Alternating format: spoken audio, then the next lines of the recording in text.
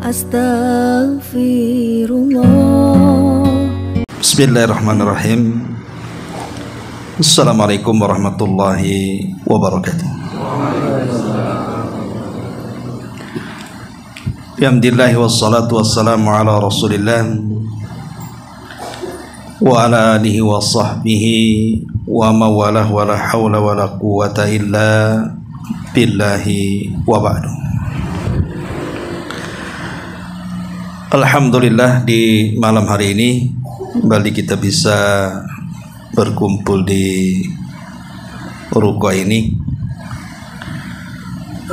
Salawat dan juga salam tentunya kita hadiahkan kepada Rasul kita Nabi besar Muhammad sallallahu alaihi wa ala alihi wasallam. Masih melanjutkan kajian kita membahas Qasasul Quran. Dan malam ini kita akan membahas masih kisah-kisah dalam surah Al-Baqarah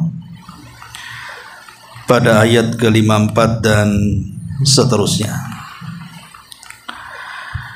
A'udzubillahi minasyaitonirrajim. Bismillahirrahmanirrahim. Wa idh qala Musa liqaumi innakum zalamtum anfusakum bittikhadikumul ijla fatubu ila bari'ikum faqtulu anfusakum dzalikum khairul lakum inda bari'ikum fataba alaikum innahu huwat tawwabur rahim. Dan ingatlah ketika Nabi Musa berkata kepada kaumnya, wahai kaumku, kamu benar-benar telah menzalimi diri kalian sendiri dengan menjadikan patung anak sapi itu sebagai sesembahan kalian. Karena itu bertobatlah kepada penciptamu dan bunuhlah diri-dirimu. Itu lebih baik bagimu di sisi penciptamu. Dia akan menerima tobatmu. Sungguh dialah yang maha penerima tobat dan maha penyayang. Ayat ini adalah penggalan kisah kecerobohan Bani Israel. Dan ayat ini menjelaskan tentang kisah patung anak sapi. Jadi kisahnya begini. Saat Nabi Musa alaihi salatu wassalam berhasil sedikit lagi untuk menguasai Baitul Maqdis, kemudian Nabi Musa alaihi salatu wassalam menjanjikan kemenangan dan bisa menguasai Baitul Maqdis dengan izin Allah subhanahu wa ta'ala. Tapi Bani Israel ini, mereka kaum yang pengecut dan kaum yang penakut, sehingga saat Nabi Musa alaihi salatu wassalam memerintahkan untuk berperang melawan penguasa yang menguasai Baitul Maqdis kala itu, Bani Israel ketakutan. Yang lebih parahnya, mereka justru meminta kepada Nabi Musa alaihi salatu wassalam untuk berperang sendirian dan mengatakan, idhab anta wa rabbuka faqatila. Kalau engkau ingin perang, silahkan berangkat sendiri, ajak Tuhanmu perang berdua sana. Tentu kalimat ini kalimat konyol. Kalimat ini kalimat penentangan kepada nabinya. Maka sejak itulah mereka pun diazab oleh Allah subhanahu wa ta'ala, tidak bisa keluar dari padang pasir, tidak bisa dari tanah linglung bahasanya. Kemana-mana mereka pergi, tetap di situ saja berputar-putar. Lah saat kemudian Nabi Musa alaihi salatu wassalam menerima mandat untuk berjumpa dengan Allah subhanahu wa ta'ala dan berangkat sendirian, maka Nabi Musa alaihi salatu wassalam memikulkan kepemimpinan kepada abangnya Nabiullah Harun alaihi salam. Dan kita tahu bahwa Harun adalah nabi yang sangat dicintai Bani Israel melebihi Nabi Musa. Wajar, karena Nabi Harun memang dilahirkan di tengah-tengah mereka, besar dan dewasa di tengah-tengah mereka, diangkat menjadi nabi juga di tengah-tengah mereka, dan tidak lepas dari mereka. Lain dengan Nabi Musa, ketika lahir terhanyut dan tinggal di istana Firaun. Kemudian masa dewasa dia pun membunuh tanpa sengaja, akhirnya dia pun melarikan diri dari Mesir ke Madian. Setelah menikah dan punya anak, pulang lagi ke Mesir, baru kemudian berkumpul dengan Bani Israel. Sehingga dari sini kita tahu kedekatan Nabi Harun dan Nabi Musa berbeda. Karena Nabi Musa kan bukan hidup di tengah-tengah Bani Israel, sehingga wajar Bani Israel lebih sayang kepada Nabiullah Harun, terlebih akhlak dan kelembutannya. Dan retorika bicaranya memang luar biasa. Allah berikan mukjizat, retorika bicara Nabi Harun ini luar biasa. Singkat cerita, maka Nabi Musa pun berangkat, karena Allah Subhanahu wa taala sudah menjanjikan sesuatu kepada Nabi Musa alaihi salatu wassalam. Ketika sampai kemudian di tempat yang dijanjikan, ada yang mengatakan Bukit Saina, atau Quran menyebutnya Tur. Maka Nabi Musa alaihi salatu wassalam berpuasa selama 30 hari. Kemudian disempurnakan selama sebanyak 10 hari lagi, jadi genap menjadi 40 hari. Lah selama 40 hari berpuasa, karena akan berdialog dengan Allah Subhanahu wa taala, lah di tengah-tengah Bani Israel saat ditinggal Nabi Musa itulah muncul seorang munafik. Memang setiap generasi itu mesti ada orang munafiknya. Disitulah ada orang munafik yang bernama Samiri. Lah Samiri ini kebetulan dia saat menyeberangi Laut Merah, saat ditenggelamkan oleh Firaun. Kita tahu bahwa Bani Israel itu membawa emas-emas kaum Kipti. Lah emas-emas inilah yang kemudian dianggap tidak halal. Akhirnya kemudian mereka buang. Lah saat dibuang itulah oleh Samiri dikutip emas itu. Ditambah-tambah ada isyarat dalam Al-Quran, Samiri ini mampu mendeteksi adanya Jibril. Saat itu Jibril menunggang kuda berwarna putih, dan dia sendiri menjelma sebagai manusia yang berseragam putih di atas kuda itu.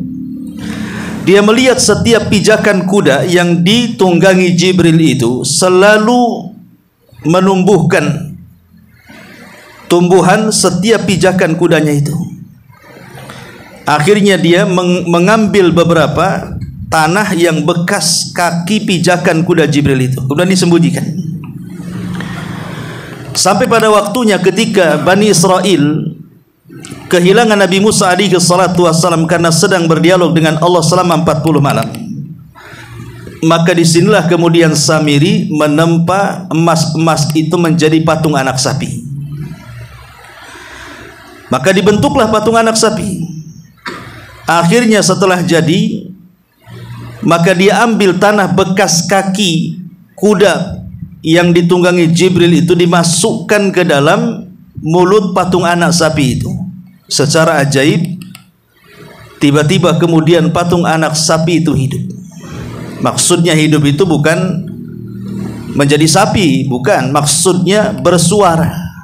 Makanya Allah mengatakan lahu khuar, keluar suara dari mulutnya.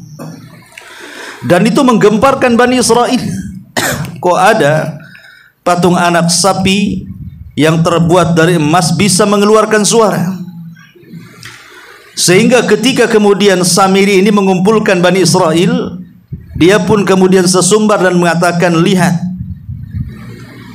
Nabi Musa jauh-jauh mencari Tuhannya sampai ke Tur sana, padahal Tuhannya ada di sini. Kemudian menunjuk patung anak sapi.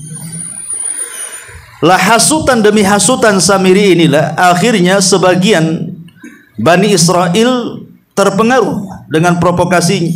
Lambat laun akhirnya menyembah patung anak sapi ini. Walaupun tidak semua. Ya. Lah Jibril kemudian turun menemui Nabi Musa alaihi salatu wassalam dan memberitahu bahwa kaum yang ditinggalnya telah tersesat.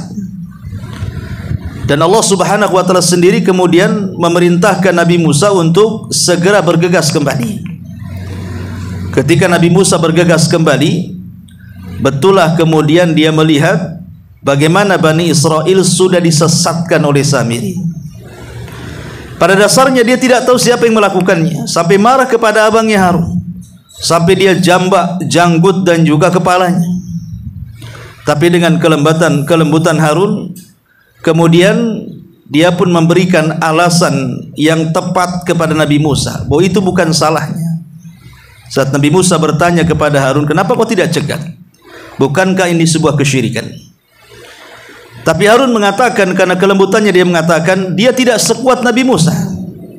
Kalau dia cekat Bani Israel, bisa saja yang garang-garang dari Bani Israel itu membunuh dia.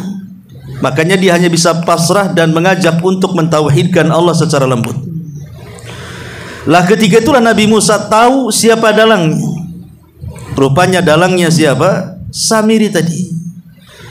Kemudian dipanggillah Samiri. Kemudian diinterogasi oleh Nabi Musa. Kemudian dengan entengnya dia mengatakan, kenapa dia melakukan seperti itu? Karena hawa nafsunya yang mendorong. Tapi Nabi Musa tidak membunuhnya.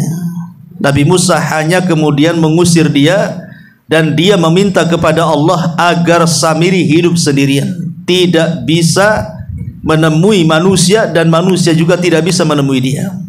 Diusir di tengah-tengah Bani Israel. Adapun apakah Samiri meninggal dunia, wallahu alam, karena kisah dalam Quran juga tidak jelas. Hanya mengatakan Nabi Musa mengusir dia dan meminta kepada Allah agar tidak ada seorang manusia pun yang bisa menemuinya, dan dia pun tidak bisa menemui manusia. Memang diasingkan demikian.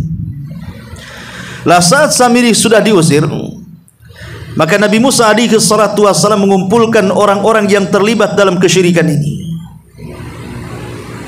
Siapa yang menjadi penyembah patung anak sapi dikumpulkan, dan siapa yang tidak menyembah maka akan dipisahkan.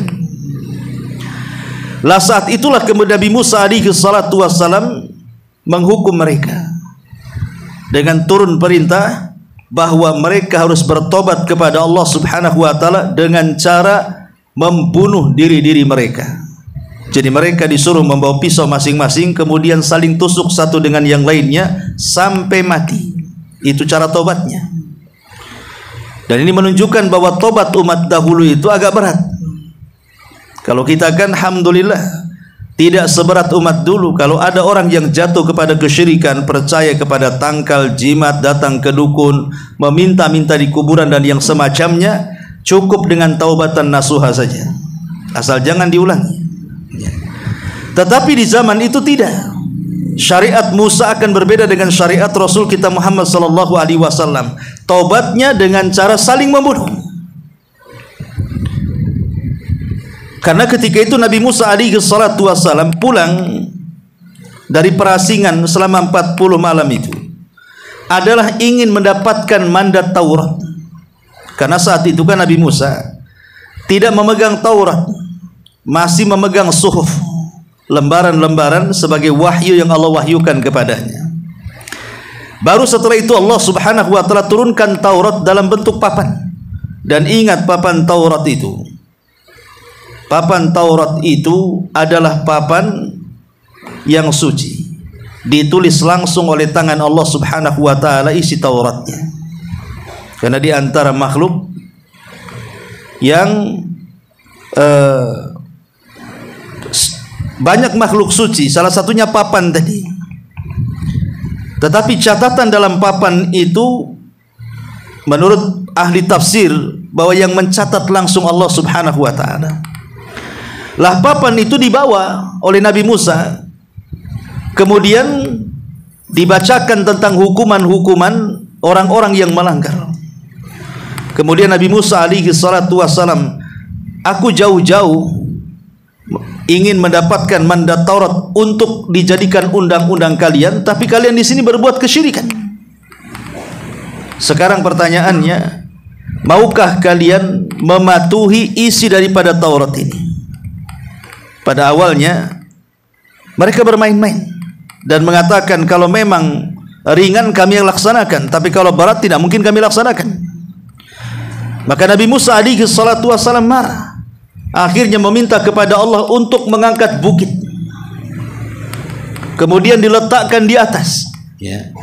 Kemudian Nabi Musa alaihi salatu wassalam mengatakan, kalian mau dilempar bukit ataukah kalian mau melaksanakan isi Taurat?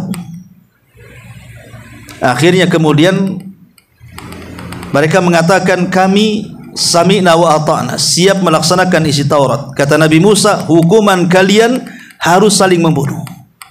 Di sini dilema, kenapa?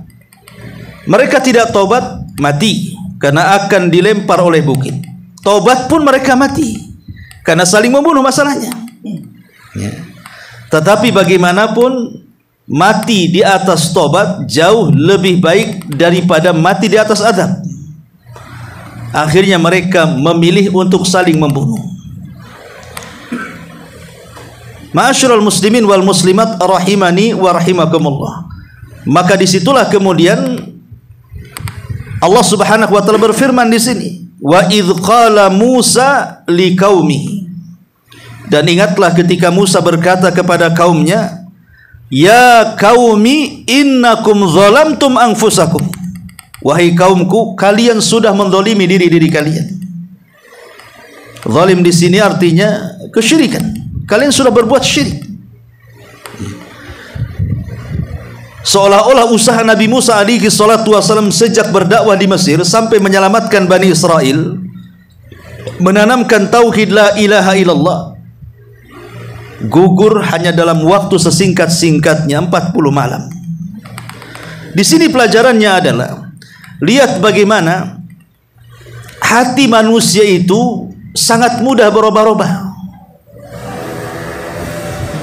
Makanya kenapa Nabi SAW dalam salatnya selalu mengajarkan doa kepada kita, ya muqallibal qulub tsabbit qalbi ala ta'atik. Wahai zat yang membolak-balikan hati, tetapkan hatiku di atas ketaatan kepadamu. Sampai kemudian salah satu istri Nabi SAW bertanya kepada Rasul, ya Rasul, kenapa engkau selalu berdoa dengan doa itu? Maka Rasul mengatakan, ingatlah hati kita itu ada di genggaman Allah. Allah bisa menyesatkan sesaat, Allah juga bisa memberikan hidayah kepada kita sesaat. Dan siapapun yang diberikan hidayah, tidak ada yang sanggup menyesatkannya. Dan siapapun yang disesatkannya, tidak mungkin diberikan hidayah selamanya. Ma'asyiral muslimin wal muslimat rahimani wa rahimakumullah. Maka oleh karena itulah, maka menjaga akidah itu penting. Jangankan sekelas saya, Anda atau siapapun, sekelas Umar bin Khattab radhiyallahu an, yang dijelaskan dia seorang mulham, seorang yang diilhami, di mana ucapannya itu selalu turun wahyu. Ketika satu hari Umar bin Khattab memegang lembaran Taurat, kemudian Nabi SAW bertanya, dari mana itu lembaran? Dia mengatakan diberi oleh orang-orang Yahudi. Kemudian Rasul mengatakan, apa itu? Dia mengatakan Taurat. Maka Nabi SAW mengatakan, sebaiknya kau campakkan Taurat itu. Kemudian Rasul mengatakan, amutahawwikun anta ya ibnal Khattab. Apakah engkau sudah bingung wahai Ibnul Khattab? Maksudnya Umar. Taraktukum alal baydah lailuha kanahariha la yazigu anha illa halik. Aku tinggalkan kepada kalian Islam ini terang benderang, di mana malamnya seperti siangnya. Siapapun yang tergelincir pasti dia sesat. Maka Nabi SAW lihat, mengkhawatirkan orang sekelas Umar. Padahal Umar orang yang paling setia dengan Rasul SAW. Tapi ketika memegang Taurat, Nabi SAW khawatir kalau Umar kemudian terpengaruh dengan buku itu. Karena bagaimanapun kita sudah ada Al-Quran. Buat apa kemudian kita membaca kitab di luar daripada Al-Quran? Makanya terkadang saya heran, ada beberapa jurusan di sekolah, di fakultas-fakultas itu, jurusan perbandingan agama. Terkadang mereka membaca kitab-kitab orang-orang di luar daripada Islam, padahal dia belum mumpuni terhadap Al-Quran, tapi mereka sudah berani ingin membuat perbandingan antar umat beragama dengan membaca kitab-kitab mereka. Akhirnya lahirlah pemahaman liberal. Ya, harusnya kalau memang mau membaca buku-buku itu atau kitab-kitab itu, walaupun sekalipun kitab dari langit, kita tahu bahwa Taurat dan Injil itu sudah terkontaminasi. Tidak semuanya murni kalamullah. Apalagi Injil banyak revisi, banyak tangan-tangan manusia yang masuk di dalamnya. Karena tidak ada satupun kitab yang murni turun dari langit melebihi Al-Quran. Kenapa Al-Quran murni? Tidak ada ucapan manusia yang masuk di dalamnya. Karena Allah memang sudah menjaganya. Langsung Allah katakan, inna nahnu nazzalna dzikra wa inna lahu lahafidun. Kami yang menurunkan Al-Quran, kami juga yang menjaganya. Makanya Quran itu sejak diturunkannya sampai hari ini, bahkan sampai kiamat dibangkitkan, tidak ada satupun huruf yang bergeser dari tempatnya. Kalau ada, maka pasti ketahuan, karena Allah sudah menjaganya. Beda dengan Injil, beda dengan Taurat, di mana dua-duanya juga susah untuk dihafal. Apalagi Injil banyak revisi, disesuaikan dengan zaman dan keadaan, sehingga tidak bisa lagi untuk menjadi solusi. Hanya satu-satunya kitab yang menjadi solusi itu hanya Quranul Karim. Ma'asyiral muslimin wal muslimat rahimani wa rahimakumullah. Dari sinilah wajar Rasul mengkhawatirkan Umar bin Khattab radhiyallahu an. Kalau Bani Israel ditinggal 40 malam oleh Nabi Musa bisa tersesat, maka tidak menutup kemungkinan juga kita mudah disesatkan oleh setan. Dan itu banyak sekali kisah-kisah orang-orang yang tadinya istiqomah kemudian tergelincir. Sebut saja, sering saya kisahkan Imran ibn Khittan, seorang ulama ahli sunnah, pakar hadis. Satu dunia belajar kepada dia, tersesatkan oleh istrinya yang berpemahaman Khawarij. Padahal sebelumnya dia sudah dinasihati oleh kawannya, jangan menikah dengan putri paman, karena seluruh keluarganya berpemahaman sesat. Tapi dengan pedenya Imran ibn Khittan mengatakan, kalau aku bisa menikahinya, aku akan bawa mereka kepada pemahaman ahli sunnah. Tapi apa yang terjadi?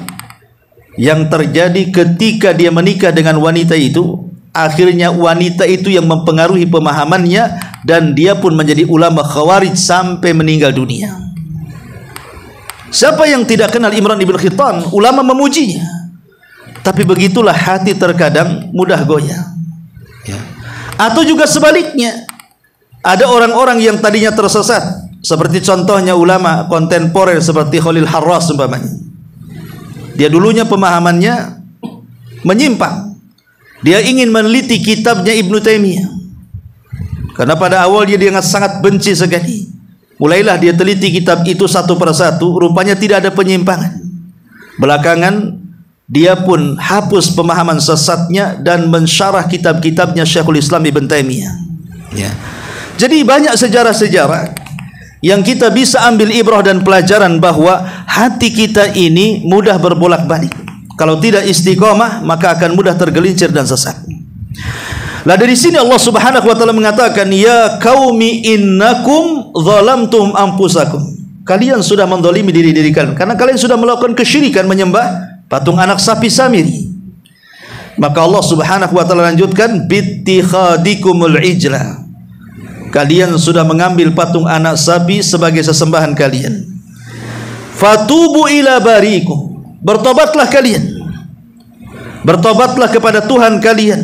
Dengan cara apa? Faqtulu anfusakum. Bunuh diri-diri kalian. Begitulah cara tobat mereka. Ma'asyiral muslimin wal muslimat rahimani wa rahimakumullah. Bicara soal bunuh-membunuh, kita tahu bahwa ada beberapa perkara yang ingin sampaikan. Yang pertama, soal bunuh-membunuh. Terkadang orang yang dibunuh dan orang yang membunuh dua-duanya masuk neraka. Yang kedua, terkadang orang yang membunuh dan yang dibunuh dua-duanya masuk surga. Yang ketiga, terkadang orang yang membunuh masuk neraka dan yang dibunuh masuk surga. dan yang terakhir kebalikannya. Terkadang orang yang membunuh masuk surga, yang dibunuh pula masuk neraka. Ya. Begitulah hukum pembunuhan. Ya. Pertama, orang yang membunuh dan yang dibunuh masuk surga. Seperti kisah sini. Kisah siapa? Bani Israel yang bertobat. Mereka harus saling membunuh satu dengan yang lainnya. Karena yang membunuh dan yang dibunuh juga dua-duanya mati, ya, maka dua-duanya masuk surga. Kenapa? Karena mereka mati di atas tobat. Memang tobatnya seperti itu. Yang kedua, yang membunuh dan yang dibunuh dua-duanya masuk neraka. Itulah yang disabdakan Nabi SAW, al-qatil wal maqtulu finnar. Orang yang membunuh dan orang yang dibunuh dipastikan masuk neraka. Sahabat mengatakan, ya Rasulullah, kalau orang yang membunuh masuk neraka wajar. Loh, yang dibunuh kok bisa masuk neraka? Maka kata Rasul mengatakan, ya, karena kalau dia tidak dibunuh, dia pun sudah niat membunuh. Apa saja dia yang mati. Ya, umpamanya antar preman, rebutan lahan, rebutan parkir, rebutan apa, perang, saling bunuh-bunuhan kan. Itu kan niatnya ingin membunuh lawannya. Tapi apes dia pula yang dibunuh. Dua-duanya masuk neraka. Kemudian yang ketiga, orang yang membunuh masuk surga dan orang yang dibunuh masuk neraka. Seperti orang yang berperang, di mana kaum muslimin mereka berperang di jalan Allah Subhanahu wa taala melawan orang-orang kafir dalam pertempuran. Kemudian dia membunuh, maka yang dibunuh orang kafir dalam pertempuran masuk neraka. Dan kalau dia pun terbunuh dan mati syahid, maka dia masuk surga. Ya. Atau sebaliknya, orang-orang yang dibunuh dalam pertempuran, umpamanya dalam jihad, orang kafir membunuh kita, maka kita terbunuhnya mati syahid. Dan orang yang membunuhnya karena orang kafir, kalau dia tidak bertobat sampai mati di atas kekafirannya, maka dia masuk neraka. Itulah contoh yang mudah kalau bicara soal bunuh-membunuh. Tapi yang di sini adalah faktulu anfusakum, bunuhlah diri kalian. Maka orang yang membunuh dan yang dibunuh karena dua-duanya mati, maka dua-duanya masuk surga karena mereka meninggal di atas taubat kepada Allah Subhanahu wa taala. Karena memang cara itu yang mereka syariatkan di zaman itu. Taubat kesyirikan itu bunuh-bunuhan. Makanya kemudian ayat selanjutnya Allah mengatakan, dzalikum khairul lakum. Yang demikian itu lebih baik bagi kalian inda rabbikum, di sisi Rabb kalian. Fataba alaikum, Allah pun menerima tobat mereka. Innahu huwat tawwabur rahim, karena dia zat yang maha penerima tobat, lagi maha rahim, lagi maha penyayang.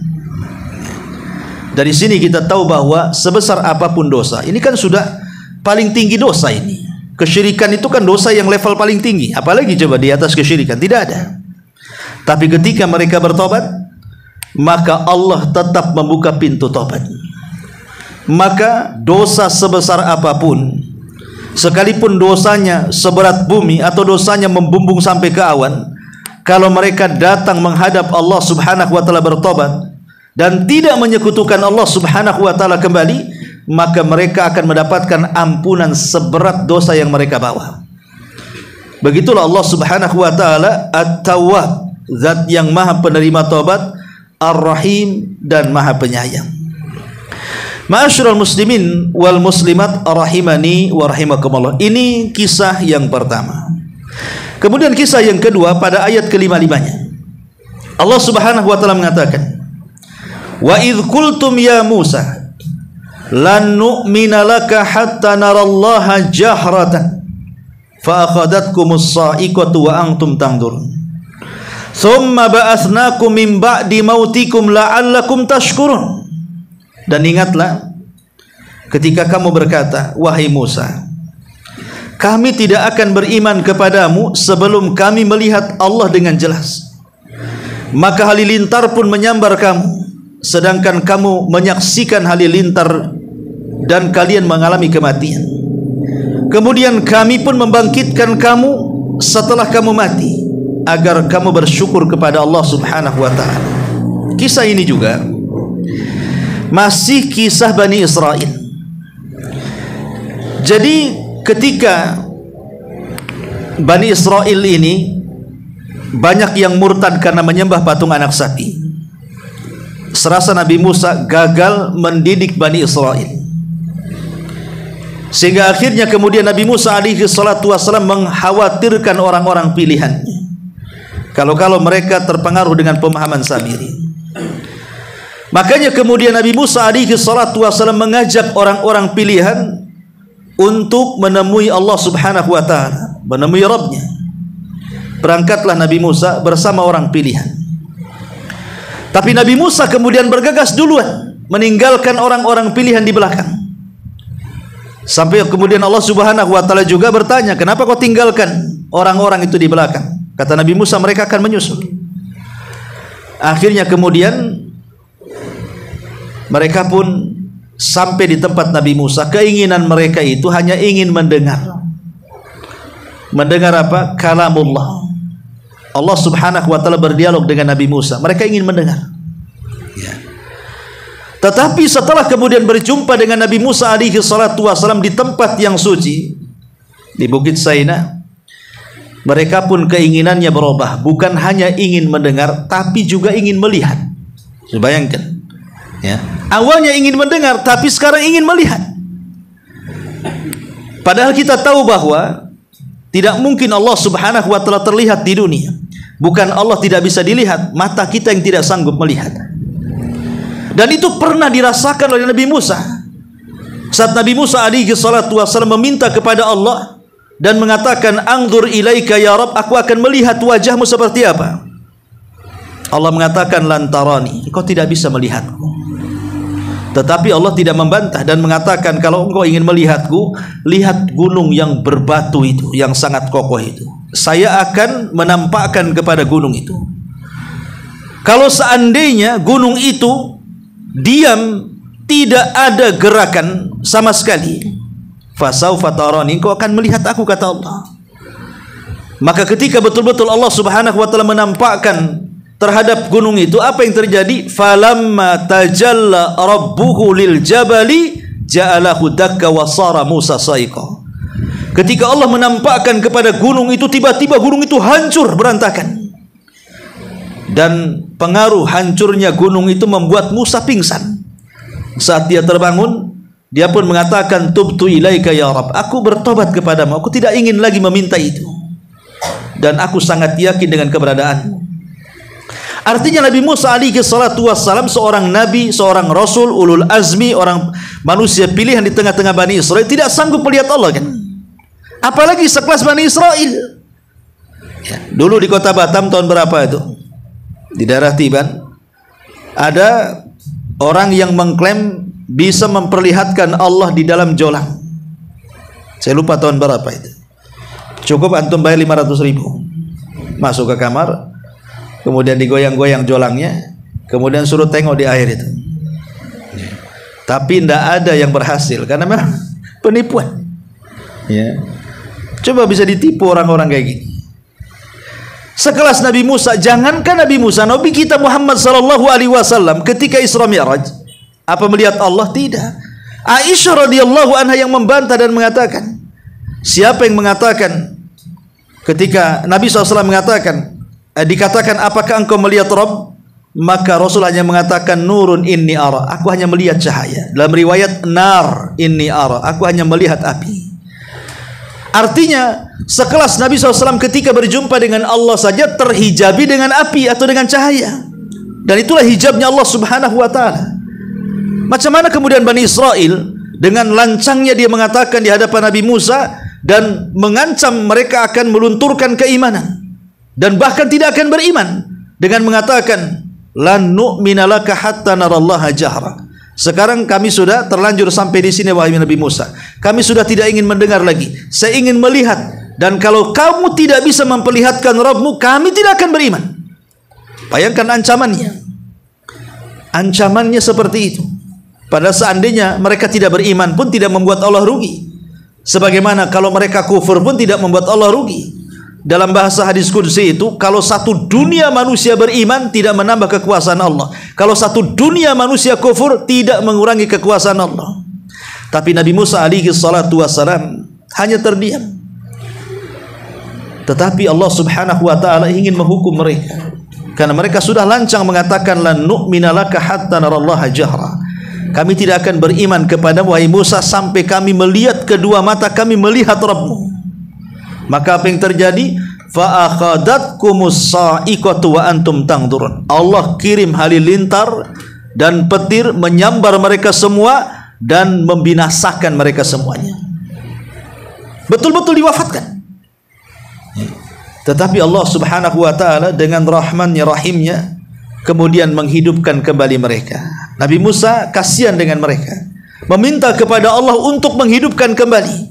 Maka Allah mengatakan, "Tsumma ba'atsnakum mim ba'di mautikum." Kemudian kami membangkitkan kamu setelah kematian kalian. Untuk apa? La'allakum tashkurun, agar kalian syukur. Bayangkan orang mati hidup lagi, apa enggak syukur? Ya. Tapi degilnya Bani Israel sudah ma'ruf dalam sejarah. Mereka hanya beriman sesaat, nanti kufur lagi tuh Bani Israel. Tapi lihat di sini bagaimana kuasa Allah Subhanahu wa taala bisa menghidupkan orang mati. Bisa menghidupkan orang mati. Artinya Allah itu ala kulli syai'in qadir, atas segala sesuatu maha mampu. Dan inilah kecerobohan Bani Israel. Ini kisah yang kedua. Kisah yang ketiga, di ayat ke-57-nya Allah mengatakan, "Wa dhallalna 'alaikul ghamam wa anzalna 'alaikumul manna wassalwa kulu min thayyibati ma razaqnakum wa ma zalamuna walakin kanu anfusahum yadhlimun." Dan kami naungi kamu dengan awan, dan kami menurunkan kepadamu man dan salwa. Manna dan salwa ini satu makanan, ada yang mengatakan daging burung, ya, dan satu minuman, maksudnya dari madu. Ya. Makanlah makanan yang baik-baik dari rezeki yang telah kami berikan kepadamu. Mereka tidak menzalimi kami, tetapi justru mereka lah yang menzalimi diri mereka sendiri. Ayat ini mengkisahkan tentang kisah Bani Israel yang mereka terperangkap di Ardutih. Ardutih itu tadi negeri linglung, gara-gara diajak perang tak mau. Akhirnya mereka terdampar di padang pasir.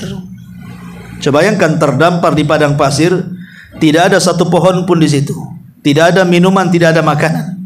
Ya.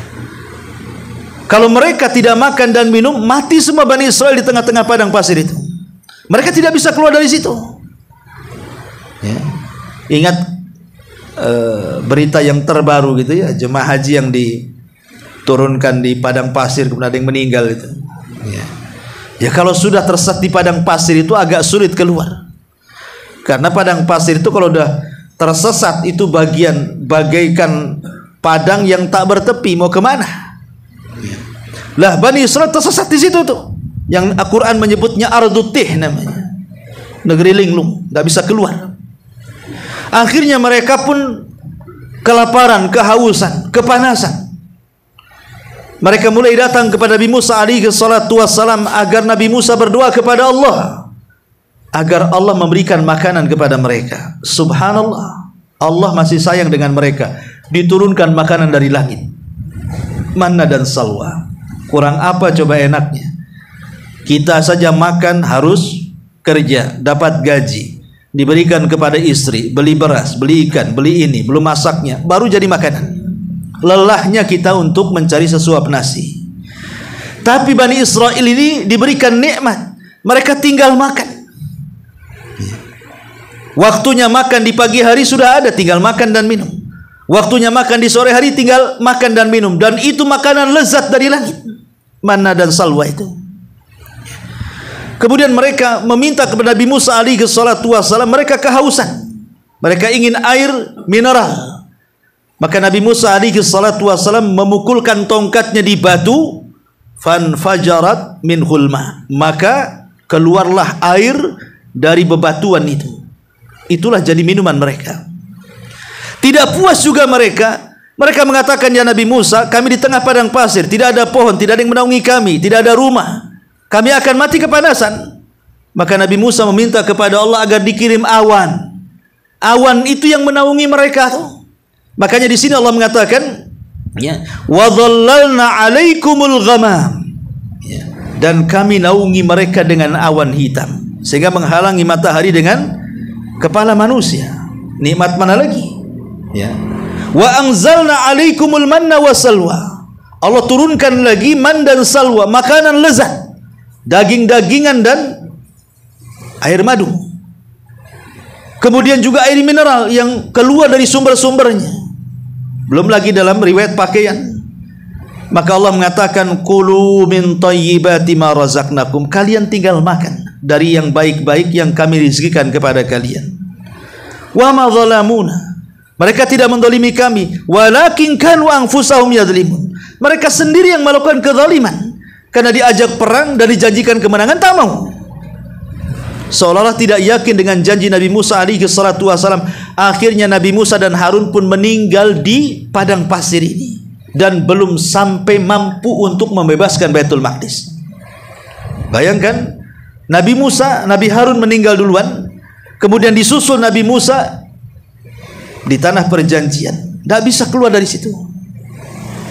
Baru setelah generasi pengecut ini mereka binasa semuanya, barulah kemudian muncul generasi kedua pemberani, kemudian dipimpin oleh Nabi selanjutnya yang dikenal dengan Yusha ibn Nun. Nabi Yusha ibn Nun, seorang anak muda yang saat Nabi Musa hidup diajak mencari Nabi Khidir. Bayangkan, diajak mencari Nabi Khidir. Memang Yusha ibn Nun ini tidak dijelaskan namanya dalam Quran, tapi syaratnya ada. Karena Allah mengatakan, wa idh qala Musa li fatah. Dalam kisah Nabi Musa dengan Khidir, Allah mengatakan, dan ingatlah ketika Musa berkata kepada Fatah pembantunya. Ulama tafsir mengatakan maksud pembantunya di sini adalah Yusha ibn Nun, yang kelak akan meneruskan warisan para nabi. Dia pun jadi Nabi Yusha ibn Nun. Dialah yang kemudian menyerang bentengnya Kan'aniyun dan berhasil mengalahkan mereka sehingga Bani Israel masuk ke Baitul Maqdis dengan tenang. Dan ada kisah yang menarik bahwa saat peperangan itu kebetulan di hari Jumat dan matahari hampir tenggelam masuk di hari Sabtu. Orang Yahudi punya keyakinan hari Sabtu itu hari sakral, tidak boleh ada perang. Tapi kalau seandainya mereka menghentikan perang, ini kesempatan pertama menghancurkan mereka. Kapan lagi? Maka Nabi Yusha ibn Nun kemudian mengarahkan ke matahari yang hampir terbenam itu dan mengatakan, anti ma'muratun wa ana ma'mur. Engkau diperintah Allah, aku juga diperintah Allah. Maka diamlah sesaat sampai perang ini selesai. Akhirnya matahari diam, tidak mau terbenam-benam tuh, sampai betul-betul perang dimenangkan, baru dia terbenam masuk di hari Sabtu. Itulah mukjizat Nabi Yusha ibn Nun, mampu menghentikan matahari terbenam. Satu-satunya nabi yang diberikan mukjizat oleh Allah Subhanahu wa taala. Ini juga di antara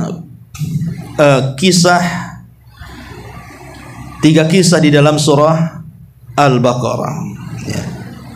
Dan yang terakhir di 61-nya.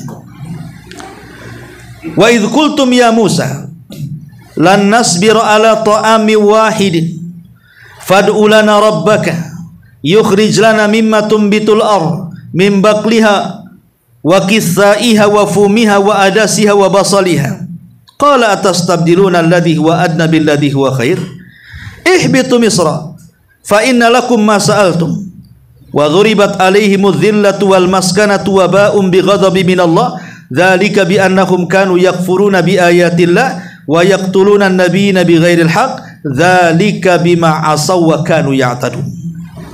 Dan ingatlah ketika kamu berkata, wahai Musa, kami tidak tahan hanya makan dengan satu macam makanan saja, maka mohonlah kepada Tuhanmu untuk kami agar Dia memberikan kami apa yang ditumbuhkan bumi, seperti sayur-sayuran, mentimun-mentimunan, bawang-bawang putih, kacang adas, bawang merah, dan yang semacamnya. Maka Musa pun menjawab, apakah kamu meminta sesuatu yang buruk sebagai ganti dari sesuatu yang baik? pergilah ke sebuah kota, pasti kamu akan memperoleh apa yang kalian minta. Kemudian mereka pun ditimpa kenistaan dan kemiskinan, dan mereka kembali mendapatkan kemurkaan dari Allah, dan hal itu terjadi karena mereka mengingkari ayat-ayat Allah dan membunuh para nabi tanpa hak alasan yang dibenarkan. Yang demikian itu karena mereka durhaka dan melampaui batas. Ya. Ini juga masih ada kaitan dengan kisah sebelumnya. Jadi Bani Israel yang tersesat di padang pasir itu, mereka kan hanya makan setiap harinya daging burung, kemudian madu dan air mineral saja. Setiap hari seperti itu. Tapi mereka bosan.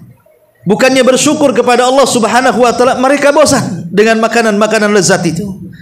Justru mereka meminta makanan-makanan yang tidak lezat. Ini kan makanan dari langit, ikhwan.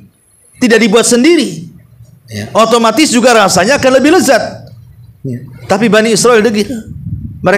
Mereka mau ada menu yang baru. Mereka mau ingin seperti dulu. Kalau bisa ada kangkung, ada bayam, ada lalapan, gitu ya. Ada kacang, ada pokoknya yang kita ma'ruf ada di kebun-kebun itu. Makanya Nabi Musa mengatakan, bodoh kalian. Ini makanan dari langit, lezat. Kenapa kalian ingin makanan yang rendah seperti ini?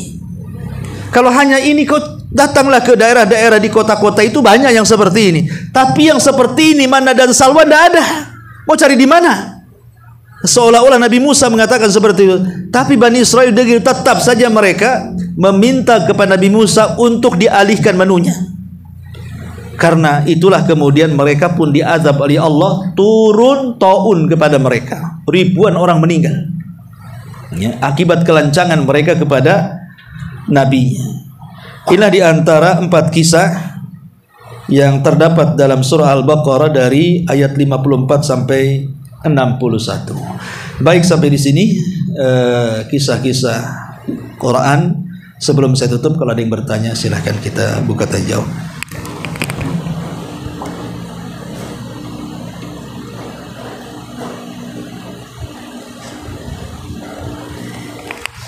Baik, kalau tidak ada, kita tutup. Subhanakallahumma bihamdika asyhadu an la ilaha illa anta astaghfiruka wa atubu ilaik.